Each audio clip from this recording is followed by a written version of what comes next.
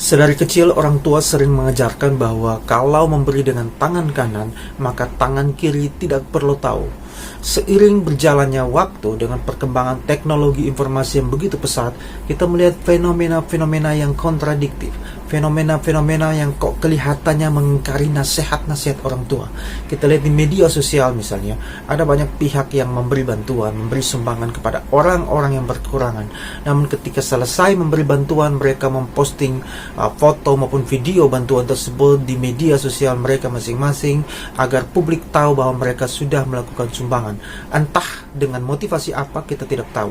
Tetapi pertanyaan menariknya adalah, apakah mereka memberi dengan tulus atau ingin mendapatkan pujian? Temukan jawabannya di sini.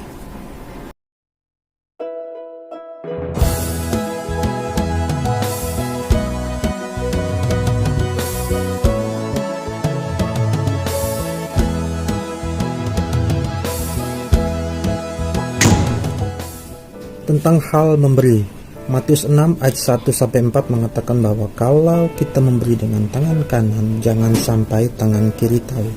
Artinya, ya kalau Anda memberi bantuan, tidak usah dipublikasikan kepada orang-orang kalau Anda sedang memberi, agar orang tahu bahwa Anda mempunyai uang, atau agar Anda juga mendapatkan pujian atau kemegahan. Nah, hal itu sangat dilarang oleh Alkitab. Maka setiap orang Kristen kalau mau memberi, ya jangan sampai untuk mendapatkan pujian. Namun kita lihat sendiri di media sosial beberapa hari ini, karena ada bencana menghantam NTT, ada banyak pihak yang memposting bantuan-bantuan mereka ketika mereka memberi bantuan kepada masyarakat. Nah, bagaimana dengan fenomena ini? Apakah mereka bertentangan dengan Matius 6 ayat 1-4? Matius 6 ayat 1-4 jelas menulis bahwa kalau memberi dengan tangan kanan, ya tangan kiri jangan tahu. Nah, ini jelas mereka mempublikasikan bantuan mereka di media sosial. Bagaimana dengan hal tersebut? Apakah ini bertentangan dengan perintah Alkitab? Apakah mereka juga mencari pujian? Nampaknya belum tentu, teman-teman sekalian.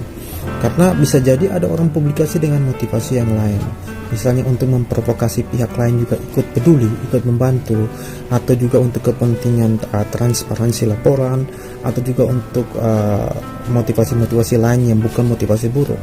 Nah, kalau demikian juga kita tidak bisa menyalahkan mereka, dan itu bukan suatu hal yang salah. Namun demikian tetap saja kalau kita lihat di Matius 6 ayat 1-4 ini nampaknya kan menggeneralisir semua bantuan yang dipublikasikan. Kan jelas tertulis kalau memberikan yang tangan kanan, tangan kiri jangan tahu. Nah, ini jelas kan ketika memberi mereka mempublikasikannya. Kita akan ajak teman-teman untuk lihat salah satu ayat yang nampaknya paradoks dengan Matius 6 ayat 1-4, yaitu Matius 5 ayat 16. Kita akan bacakan bagi kita semua. Demikianlah hendaknya terangmu bercahaya di depan orang-orang, supaya mereka melihat perbuatanmu yang baik dan memuliakan Bapamu yang di surga. Matius 5 ayat 16 malah memerintahkan kita sebagai orang Kristen untuk mempublikasikan atau mempertontonkan kebaikan kita di hadapan banyak orang, agar nama Tuhan dipuji dan dipermuliakan. Ini kok bertentangan dengan Matius 6 ayat 1-4 yang mengatakan ya kalau memberi dengan tangan kanan, tangan kiri jangan tahu. Tapi Matius 5 ayat 16 mengatakan ya kalau buat kebaikan biar orang tahu, biar nama Tuhan dipermuliakan. Mana yang benar? Nah, nampaknya saudara sekalian, Matius 6 ayat 1-4 itu bukan bicara tentang perilaku, tapi bicara tentang motivasi kita memberi. Jadi kalau kita mau memberi itu, memberi jangan untuk mendapatkan pujian. Bukan persoalan kita publikasi atau tidak, bukan persoalan situ, tapi apa motivasi kita. Ya, jadi nampaknya ketika orang mempublikasi, tidak semua publikasi bantuan itu adalah dengan maksud untuk mencari pujian. Karena bisa jadi memberi bantuan untuk memprovokasi orang lain untuk ikut peduli, ikut membantu, atau untuk transparansi laporan. Yang berikut seperti Matius 5 ayat 16 untuk kemuliaan nama Tuhan. Ini bukan hal yang salah, dan kita tidak bisa menjudge orang karena ketika orang publikasi maka itu kita orang itu ingin mendapatkan pujian. Tidak seperti itu. Namun ada juga kondisi bahwa orang memberi dan mempublikasikan untuk mendapatkan pujian.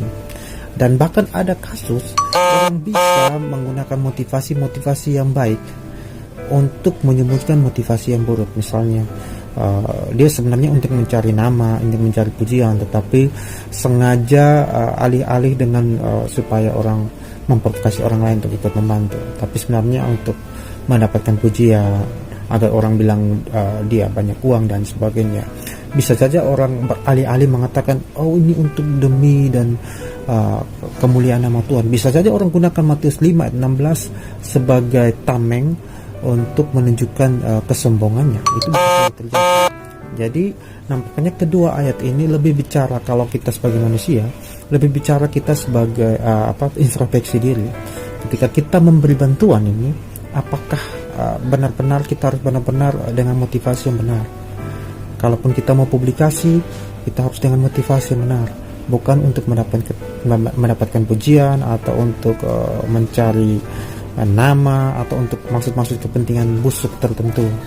Nah, ini yang sangat penting untuk orang Kristen ketahui. Maka terhadap orang-orang yang publikasi di media sosial memang agak sulit kita menilainya.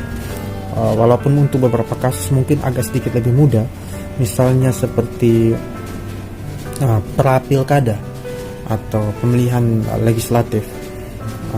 Tiba-tiba saja ada banyak pihak, terutama calon-calon legislatif atau calon kepala daerah, tim sukses, memberi bantuan sana-sini pada masyarakat.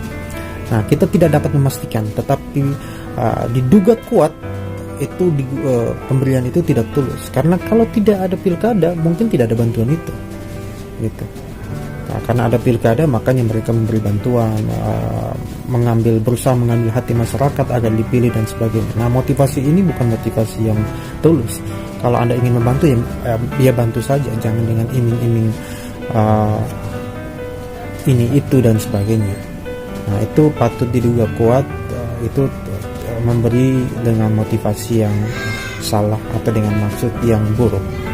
Nah, walaupun kita tidak tahu persis seperti apa.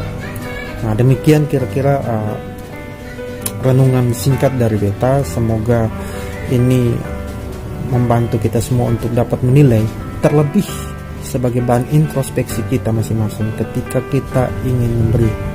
Tuhan tidak melihat jumlah, tapi Tuhan melihat hati.